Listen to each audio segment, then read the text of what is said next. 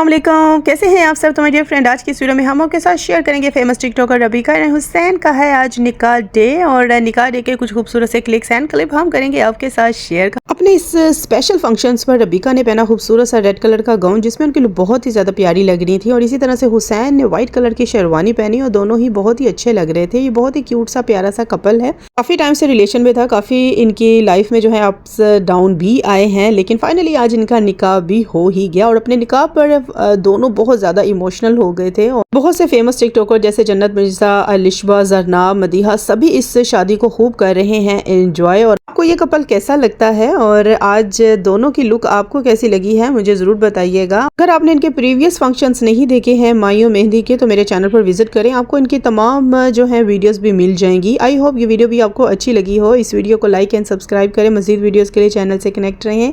Thank you.